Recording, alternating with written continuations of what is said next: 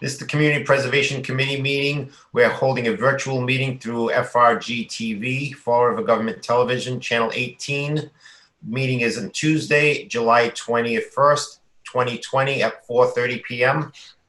Pursuant to the open meeting law, any person may make an audio or video recording of this public meeting or may transmit the meeting through any medium.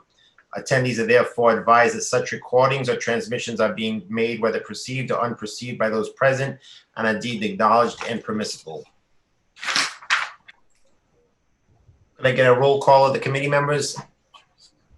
Jim Souza. John Brandt. Kristen Cantera Oliveira. Al Lima. John Ferrera. Paul Machado. And we're missing Victor Farias. And we also now have 2 open seats, one from the Housing Authority, and just recently now we are missing one from City Council appointee, which I think will add to our next meeting to send them a letter to find someone to fill that position. The next item is citizen input.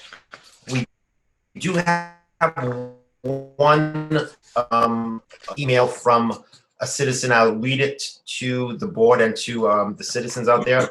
This is from Chris Ann Tyrell of 158 Summerfield Street, Fall River, Mass, regarding the Adams House. Her question is requested a copy of the application and any other documents used in the decision to award $100,000 under community housing and $15,000 for preservation for the Adams House. I understand from the April Zoom meeting that there was also additional information requested from the applicant about the project. I also have questions of what is considered eligible under community housing for private development, such as are there income guidelines and affordable housing requirements? If you have any of that information, that's her question. So we need to respond to her. On this particular item, I mean, it's regarding the Adams House. I looked at our meetings on that. I mean, I was opposed to this particular project. It was voted to approve by Jim Soul, which is no longer here. John Brandt seconded the motion, and it was accepted by everyone except myself and Victor. So I don't know if one of you guys, or I don't know if John, you seconded it, if you want to follow up with this particular email. Yeah, I can look over the project and send her something. Yeah. Okay, so I'll. I'm sorry, Sandy. Could you also introduce yourself for the public out there? Sandy Dennis, the CPC Committee Administrative Assistant. Thank you. So, Sandy, if you would forward this email from Chris Ann to John Brandt so that he can follow through with the email request. I will. Thank you. So that is the only citizen input we have. The next item up is the acceptance of the meeting minutes of June 29th, 2020. Would someone like to make a motion? Make a motion. We accept the meeting minutes as presented. I'll second. So I have a motion and a second to accept the meeting minutes of June 29th. Any discussion on the meeting minutes? All in favor? Could I get a roll call vote? John Brandt? Yes. Jim Souza, yes. John Ferrera? Yes.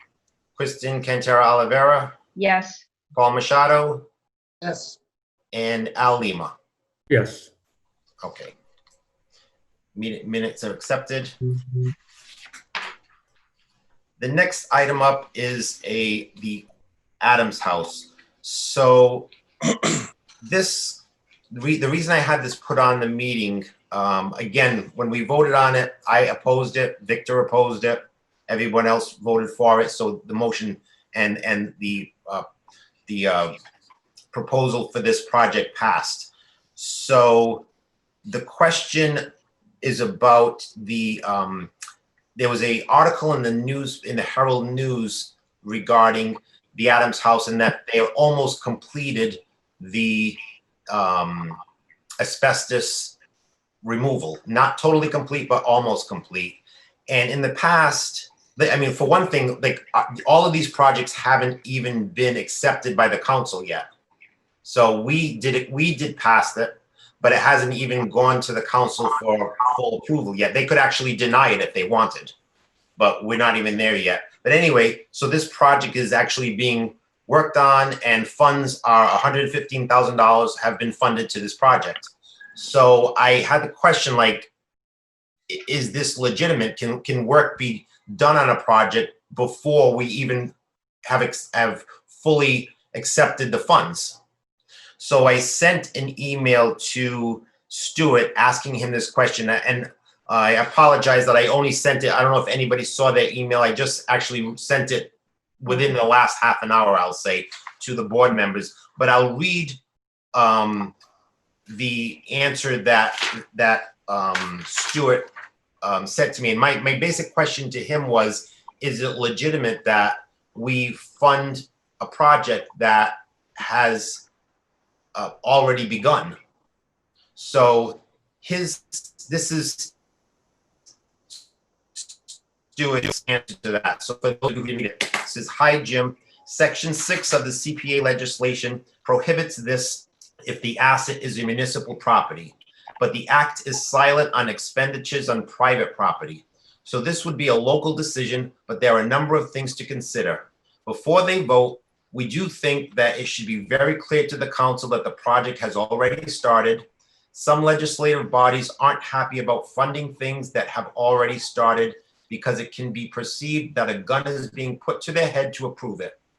Was the applicant upfront to the CPC that the project would stop before the council approved it? Is the CPC clear to the applicants that the project should not be started until the council approves it? We were clear on that. If the CPC, how does the applicant plan to pay for the project if the council rejects it? If they have the funds to pay for it, some might feel they shouldn't have applied for CPC funding. Was the project a clear emergency that couldn't wait? If the CPC didn't know the work was being done, who was watching to see that it was done according to the Secretary of Interior standard guidelines? Lastly, is the city getting affordable housing restrictions on the units? So there's several questions in this, and I don't know if I'll open it up to the board with any kind of commentary first. Go ahead, Kristen. So in the past, we've not funded projects that were already started. From everything that I can remember, that's always kind of been our policy, is they're not supposed to start the projects until they get the funding. And if they do, then it kind of voided it, if I'm remembering correctly. Mm-hmm.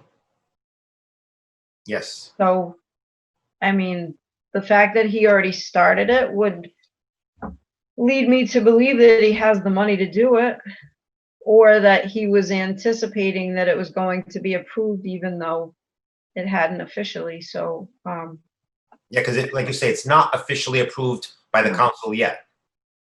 no. Jim, did he know that he had to wait until it was approved? Well, it's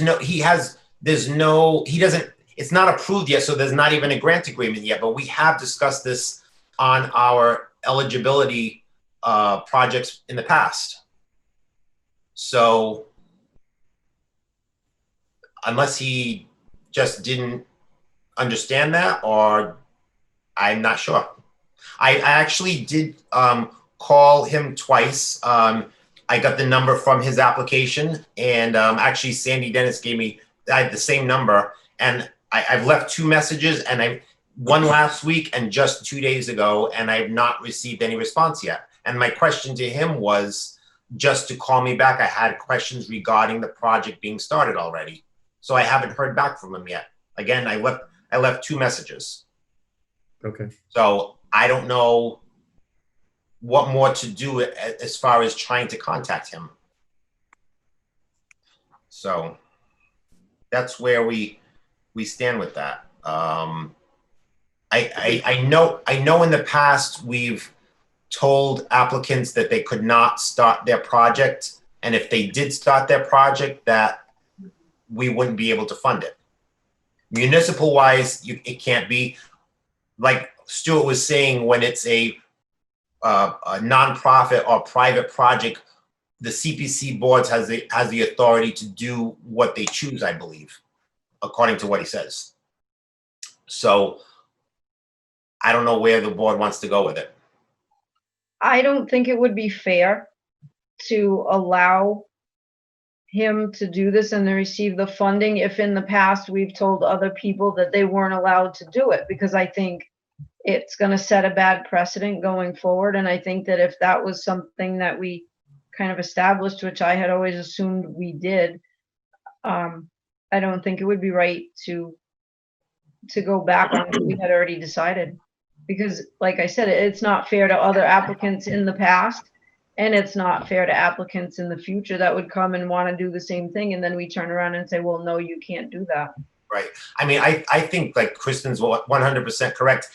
For us, it's just going to set precedent that anybody who applies or gets funding and sees our meeting on the funding room and we meet with the city council, which is the final approval, they can say, well, I'm just going to stop my project now. Like moving forward, I think that possibility is there. Go ahead, Yeah, I John. mean, I think everyone knows they can't start the project before it's approved by us and then city council. I don't think we should get into a reimbursement part of this. I mean, CPAs Right. help you fund your project, not reimburse you. So that's my thought on it. John Ferrera? Yeah, again, I'm fairly new, but the concept is pretty much the same. Like Kirsten said, I mean, if it hasn't been done in the past, I don't see why we should set a precedent. I understand, I'm a contractor, so I understand what the logic was. I mean, he's probably in time restraints and wanted to get things moving and the ball rolling. But if we haven't done it in the past, I don't see why we should do it now. I mean, I think it was pretty clear. I think we forward this email along with a letter to the city council, letting them know of the what has transpired since we submitted that to them. And if we are an objection, that we add that in there. Well, the appropriation order hasn't been Right. fully voted on by the council, so we could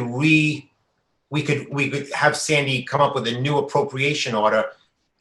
I think what would be a good thing to do is for us to vote on this, whether we want to approve this project that's already been started or not. And if we choose not to, we can just take that out of the appropriation order and send it to the council the way it is, and they will never even know about the Adams House to begin with. Oh, Does good. that make sense? Yep. Me, it does. I have a question related Go ahead, to Al. how the coronavirus is affecting the vote of the city council. Have they not voted on it because of the pandemic or? On what? The appropriation order? Yes. No, it went down to this, we had the appropriation order ready, so it went down to the city council. They were gonna vote on it. I believe it was last week, their meeting. But what happened was they wanted a fuller description on the project descriptions. We did like we had like a bullet of each one. It wasn't very clear. I'll say for an example, the Freedom Street fire station, it said masonry work. They wanted a longer description on what exactly would it be, where on the building it is, that type of thing. So what I did was I spoke with Cliff Ponte and I told him that we would just, they would table the item and they would bring it up at their next city council meeting, which is next week. So they haven't voted on it yet. So that's where that stands. So once we come up with the appropriation order, if we change it, that new appropriation order is what they'll get to vote on. So should we make a motion to withdraw funding for the Adams House? If you'd like to, that's fine. I make a motion to withdraw funding from the Adams House. I'll I don't know if we need to do the amount. Or we can just, maybe not. I mean, I guess we can probably just withdraw the project from our appropriation order, FY21 appropriation order. So if you want to make the motion, John, again, sorry. I make a motion to defund the Adams House project. 100,000 for housing and 15,000 for historic preservation. I second the motion. So I have a motion and a second to withdraw the funding from the Adams House FY21 appropriation order. Is everyone in favor of the appropriation order? I'm going to call everyone's name so they can vote yes or no on it. So this is to defund the Adams House from the FY21 appropriation order. John Brandt, Yes. to defund. Defund, yes. Jim Souza is yes to defund. John Ferreira, Yes, to defund. Kristen Cantera Oliveira, Yes to defund. Paul Machado, Yes, and Al Lima. No to the fund. No to defund it. So the vote is 5-1. The motion passes to defund it. Yep. Yes, go ahead, Paul. can I just say that my yes vote to defund is only on the basis that we had funded asbestos removal specifically. And I still think it's a good project, but I think at this point, the eligibility hearings are over. I don't think we can amend, so the only choice I think we have is to defund it at this time. But I still think it's a good project. Okay. Anybody else? Okay.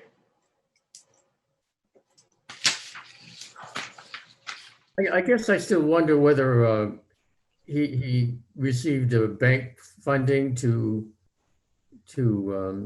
withdraw this or not. It seems, we really don't know that or not, and it could be relevant to what the question is. I know it's a little late, but that's just something I want to add. Yeah, again, I tried contacting twice with the phone number that was given on the funding application. So, and I've received no response. So I'm not sure how else to track someone down. Mm. I think I've tried to do my due diligence. That's all I can say. Could we let him know that we might fund some other part of the project as a? Well, at this point, we're not going to be able to because it's going to go to the city council on Tuesday. No, I mean in terms of the future round.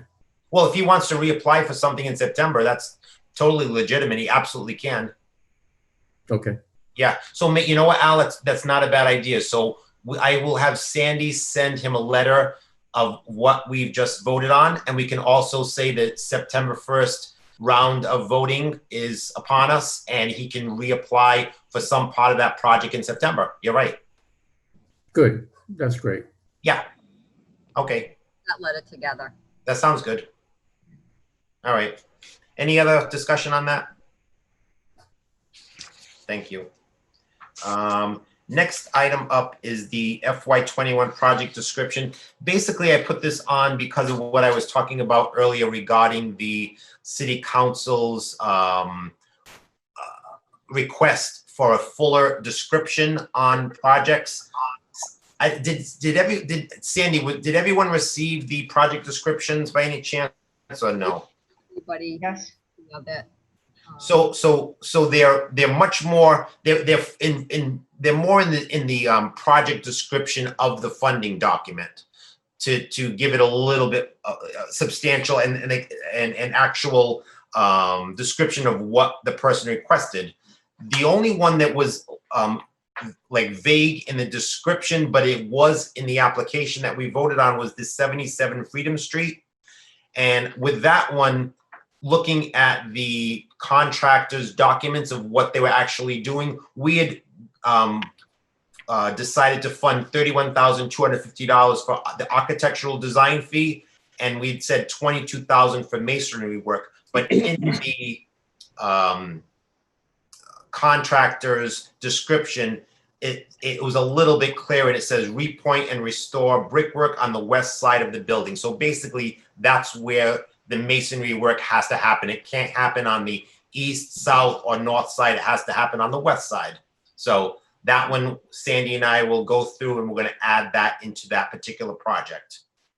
I don't know if anybody has any questions on this or wants to add anything into this. Go ahead, Paul. Jim, I reviewed some of our old submissions from Yep. when I was on the board previously. Yep. And when we prepared those submissions, one of the things that we also did was describe the procedure. So within the application that went to the city council, we described when we had eligibility hearings, we described when we had funding hearings, so that it was clear that it was a lengthy process. Sandy, I don't know if you want to like jump Yeah, we up. sent that, Paul. So that is we've copied yours each year after that. So that is sent to them also. Yeah, we've used yours, and each year we've just updated it and forwarded exactly what you're saying to them also. So they do get that. Yep. But this one, like I say, as they get the appropriation order with the dollar amounts, like, you know, like I say, it was a Freedom Street and a dollar amount, they want to know what is exactly it for. So this is just a fuller description for them. But yes, that does still happen. Any other discussion on this particular item? Okay. The last item is I just put on so we can kind of keep moving it forward is the deed restriction, the legal opinion. So I will, you know, forward this to Paul Moscato, who is in charge of this particular subcommittee.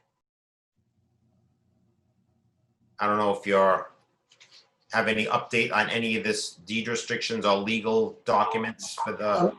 Right now, the subcommittee is John Grant and myself, since Jim Stoll left. Okay. As we discussed at the last meeting, the committee authorized us to contact Corporation Counsel. I spoke with Corporation Counsel, asked if he would review our proposed deed restrictions and give us some idea of the type of prototype deed restrictions he would approve. He agreed to do that. We also discussed, he also had some ideas about getting them done in the future. So he's been talking with Assistant Corporation Counsel about how to actually get these done and their ideas. So what I did was I did send him a letter with samples of deed restrictions, one each, as well as the procedure. So, you know, because for example, the wildlife restrictions have to be approved by the Department of Fish and Game. Yeah. So I put a little procedural thing there, a sample as well as the procedure. Okay. That was sent off to Corporation Counsel. Corporation Counsel did tell me that he was going to be on vacation last week, I believe. So there might be some delay, but he did assure me that he would review it and get back to us. Okay. All right. That sounds fine. Paul, do you want us to add this to each agenda? This way you can kind of just give an update on the progress of it. Is that a good idea? John, do you think it should be on there? Yeah. I think it should. I think this is something that needs to get done. Yeah, I agree with you. Does anybody else have anything else they would like to discuss that's not on the agenda quickly, or something possibly? Go ahead. Go ahead, Kristen. I'll let you go first.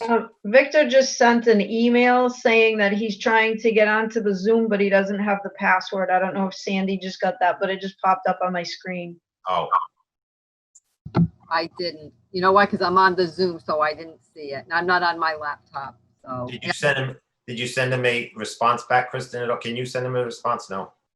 I don't know if I can while I'm on Zoom. Oh. Actually, I can do it from my phone, but I don't have a password. Sandy sent a link. yeah, if there's a password, it would be in the email that Alex sent. Alex, is there a password he needs? He's never needed one before. CPC was on my email. Oh, Paul, did you have a question also? Did you want to speak about something? Yes. Go ahead. this wasn't on the agenda, but since you left, I was taking notes tonight. So I would volunteer to do this meeting's minutes Okay, until we get a new clerk. okay. Thank you. And I'll put that on the next agenda to vote for a new clerk. Okay. Also, on the next agenda, I received an email from Stuart regarding our so we can just add that on to vote on at the next meeting.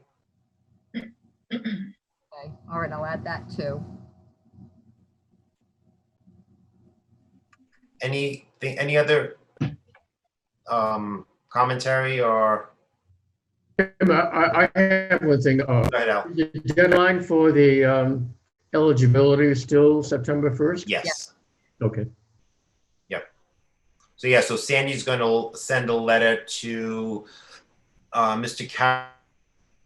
Karam regarding the Adams House decision, and also to explain to him that September 1st is coming up and he can still apply for something for that particular property still. Yep, I'll do that. And then I will also forward an email to John Grant on Miss Tyrell's email. Okay. I'll send Maybe, it to John. Yeah. maybe in the letter that we send him, just make it very clear that anything that he's gonna apply for cannot be done. I will. That funding. Just- I'll include a link of the article in the newspaper too. Yeah. Anything else from anyone? So would anybody like to make a motion? Make a motion to adjourn. Second. So I have a motion and a second to adjourn the meeting. Is everyone in favor? Yeah. Aye. Roll call. Roll call. John Brandt? John Brandt. Motion to adjourn. John Brandt. Yes or no? John, are you there? Just came back. I got lost. What were we? Do you, you agree with adjourning the meeting? Yes. Jim Souza, yes. John Ferreira? Yes. Kristen Cantera Oliveira? Yes. Paul Machado? Yes. And Al Lima? Yes. Thank you, everyone. Thank you. Bye. Bye. You. Bye, Sandy. Bye.